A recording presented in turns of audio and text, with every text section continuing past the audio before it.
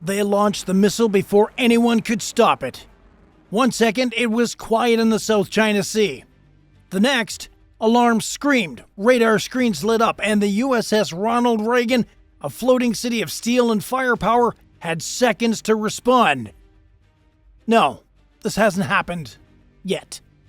But the tension between China and the United States is heating up like never before. And experts warn it could only take one bad move for all of it to explode. One false radar blip, one rogue missile, one mistake. China's been building up its navy fast, way faster than anyone ever expected. They've got warships, long-range bombers, and missiles that can travel hundreds of miles just to hit one thing: an American carrier. Why? Because that carrier isn't just a ship, it's a symbol. A moving airbase. A message that says, we're here and we're watching you. But here's the question no one wants to answer. What actually happens when China fires first? That's what this video is all about. We'll walk you through what a real Chinese strike could look like, step by step. From launch to impact. From detection to retaliation. And most importantly, what it means for the entire world if this ever turns real. Because if you think this is just saber rattling, think again. China isn't just prepping for war, they're prepping for this war. Over the last 20 years, the Chinese Navy has exploded in size. They now have the world's largest naval fleet by ship count. But it's not just the numbers. It's what those ships and those weapons can do. Beijing is building to challenge U.S. dominance, especially near Taiwan and in the South China Sea. And their top target? U.S. aircraft carriers. Let's talk missiles first. Because if China attacks, it's going to start from far away.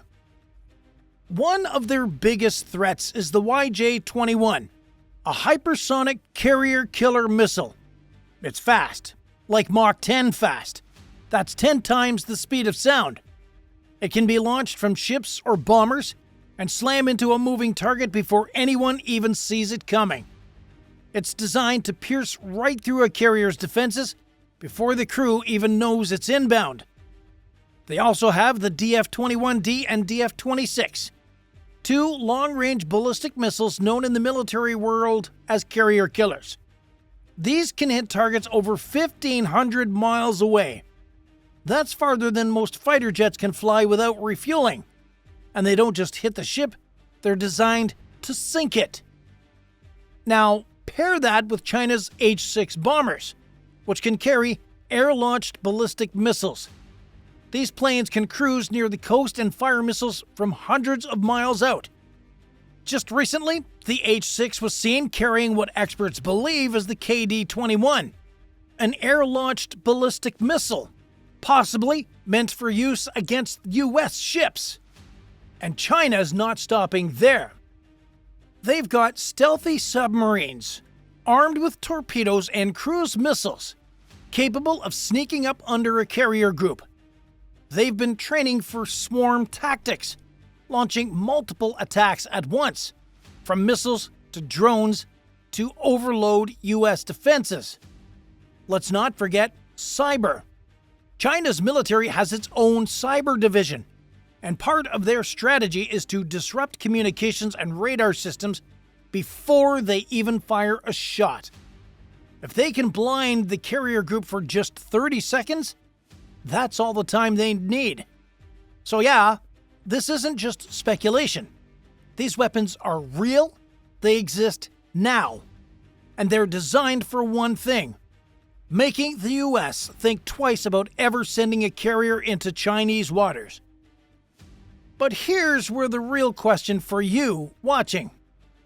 Do you think China would actually fire the first shot, or are they just bluffing? Drop your thoughts in the comments. We're reading every one. So now we know what China's packing. But let's be clear here. The U.S. Navy didn't show up to this party empty-handed either. When a U.S. carrier sails into the Pacific, it's not cruising solo. It brings backup. Big time. A carrier strike group usually includes a carrier, a guided missile cruiser, a few destroyers, a fast attack submarine, and a bunch of aircraft. Think of it as a floating fortress with a 360-degree shield.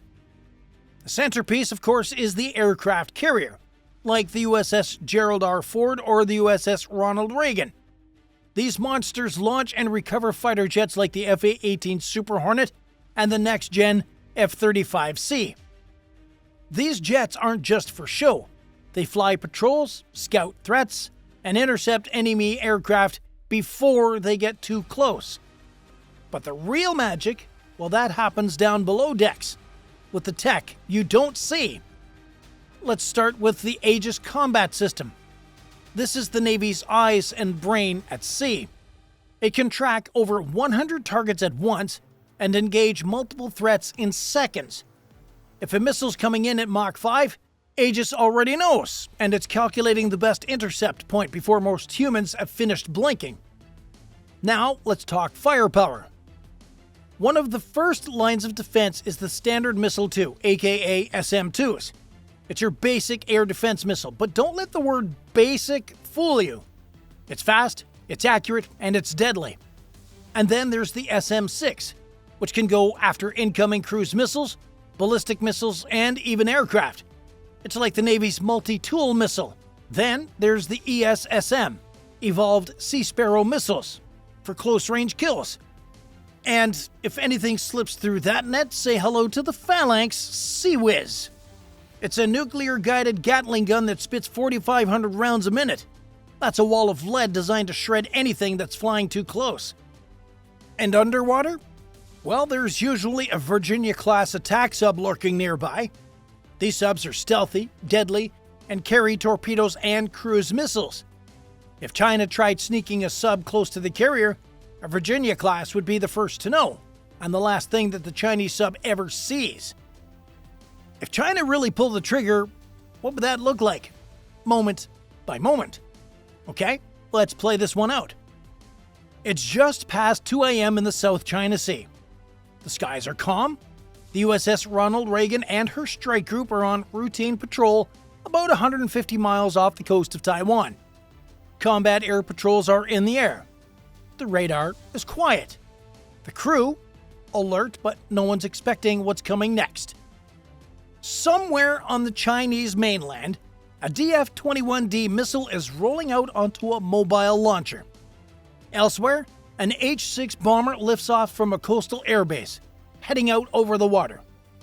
No warning shots, no buildup, just sudden movement.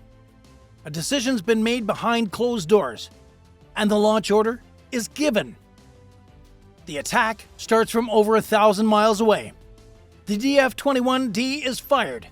It arcs into space like a ballistic missile, but instead of just falling, the warhead uses a maneuverability re-entry vehicle to dive straight towards the moving target, the U.S. carrier.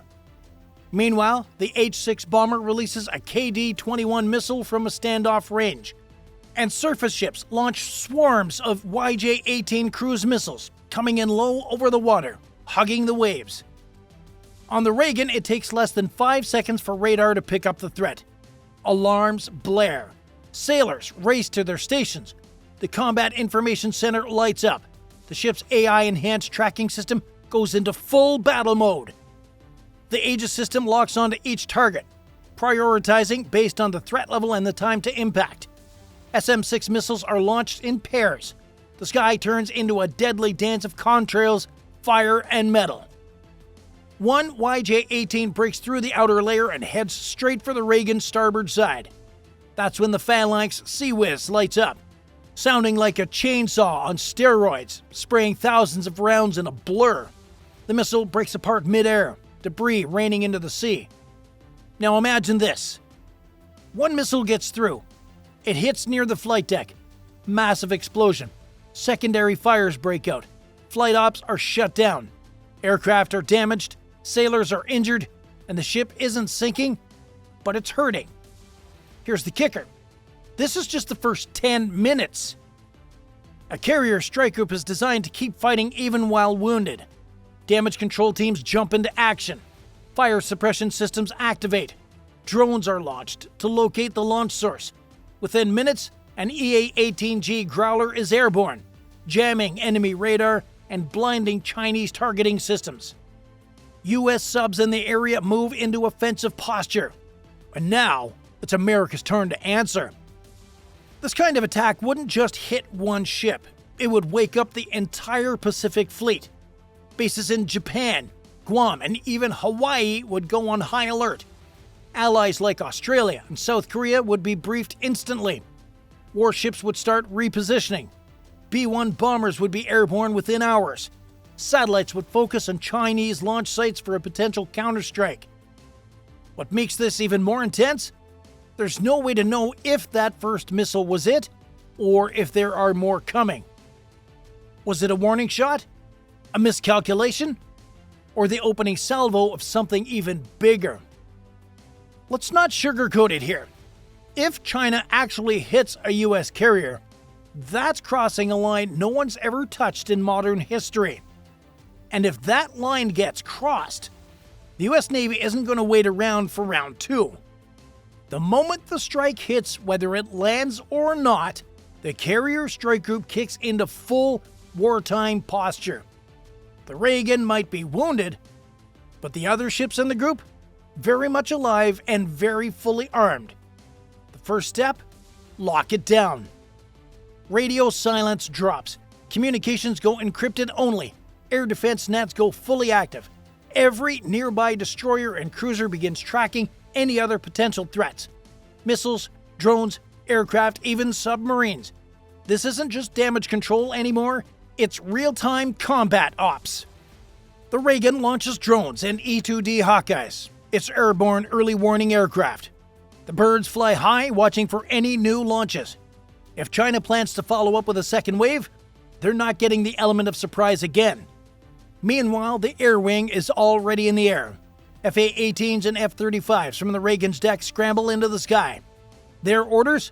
Immediate recon and interdiction. That means identifying launch sites, spotting enemy ships or subs, and if needed, striking back hard.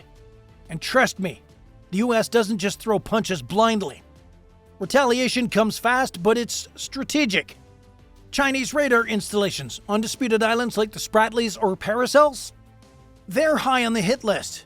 A Tomahawk cruise missile doesn't care how many miles away you are. Fired from a destroyer like the USS Halsey, it can hit a target with GPS precision from hundreds of miles out. One target? Chinese missile radar trucks and coastal launchers. Another?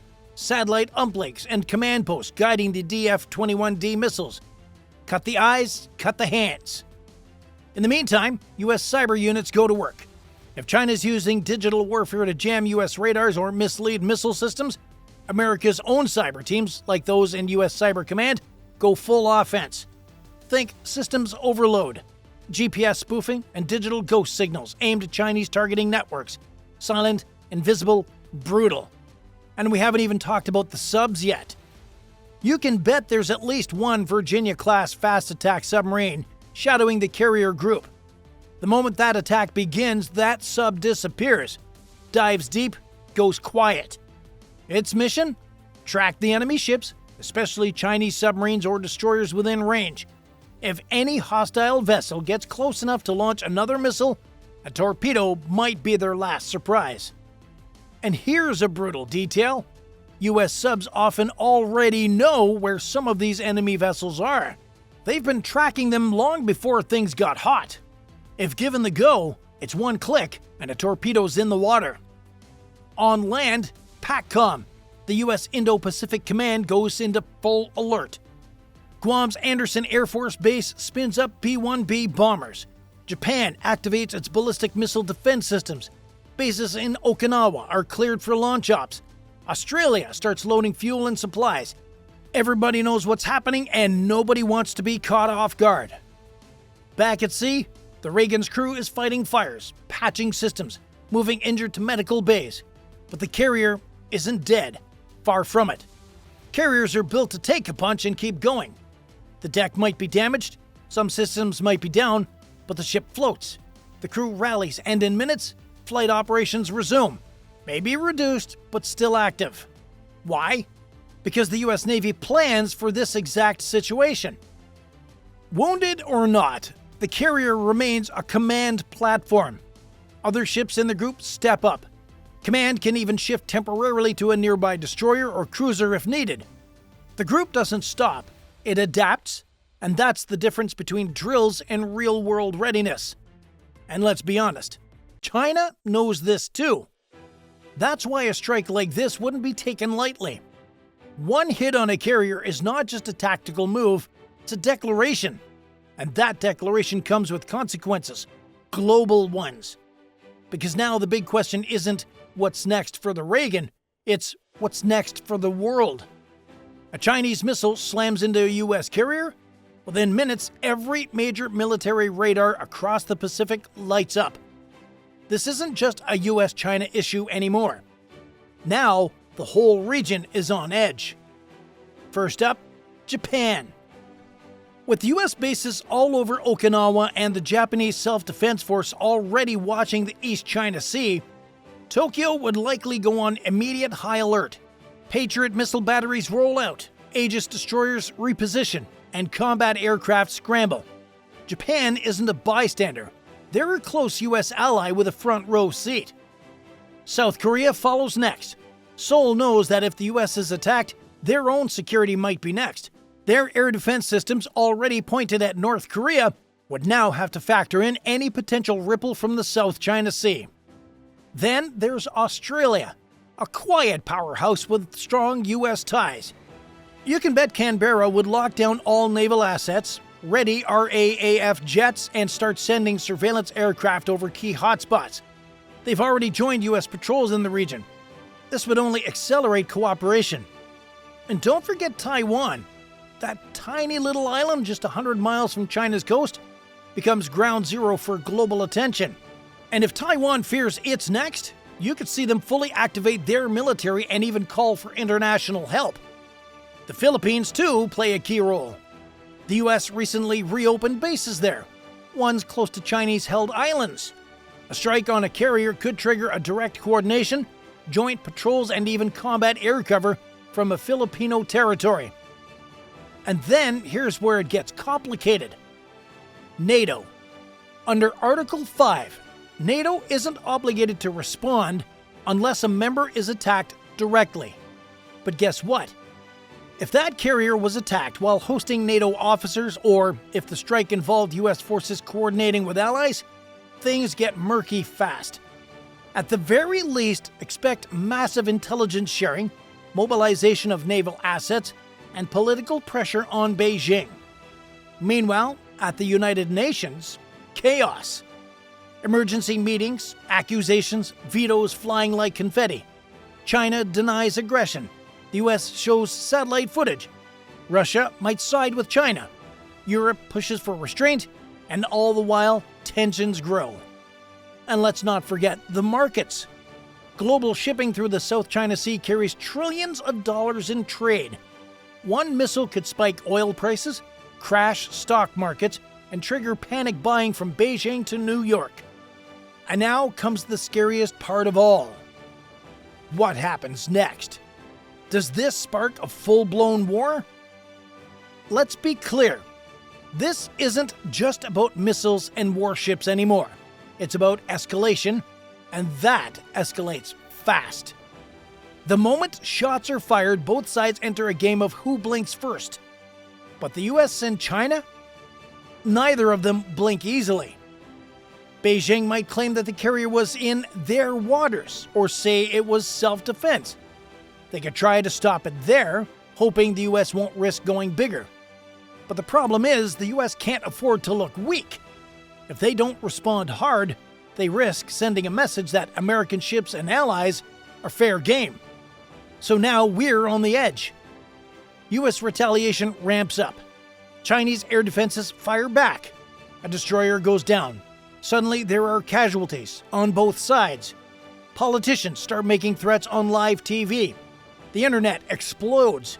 And in the background, the military's prepping for more. Warships reposition. Submarines stock the depths. Air Force bombers fly long-range sorties. Commanders start drawing up strike packages against mainland missile silos. China mobilizes its reserves. The US issues warnings to commercial aircraft. This isn't posturing anymore. This is war prep. But here's a terrifying twist. The entire conflict could leap off the map fast. Because the South China Sea is surrounded by flashpoints. Taiwan, the Philippines, the Senkaku Islands. If fighting spills over into these areas, now you've got a regional war dragging in Japan, South Korea, Australia, and even possibly India, depending on how the borders shift. And if China feels cornered, they could push further, launch cyber attacks on US infrastructure, jam satellites, or flex their nuclear arsenal, just enough to rattle nerves in Washington. Both the US and China are nuclear superpowers here. They have second strike capability. That means if one side gets hit first, they can still hit back and hit hard. Both nations know the stakes. They've got hotlines, back-channel talks, and military-to-military communication meant to stop the bleeding before it becomes a flood. Still, one missile, one sunken ship, one dead pilot. That's all it takes to roll the dice on a new kind of war. This isn't just military fiction here. This is a future that's actually possible and way too close for comfort. A single missile strike could shatter peace in the Pacific, crash global markets, and drag the two world's largest militaries into a war nobody wins. Right now, US and Chinese warships pass each other in the South China Sea every week, sometimes within a few hundred feet. Fighter jets intercept each other in the air, and tensions are rising, not fading. That's why diplomacy matters now more than ever. Because once the first shot is fired, there's no clean way back. So we're left with a chilling question. Are both sides prepared to stop this before it starts? Or are we sleepwalking into something we'll all regret? What do you think? If China ever attacked a US aircraft carrier, what should America do? Respond with force or try to de-escalate? Drop your thoughts in the comments below. If you found this video eye-opening, give it a like, hit subscribe, and turn on that notification bell. Thanks for watching. We'll see you in the next one.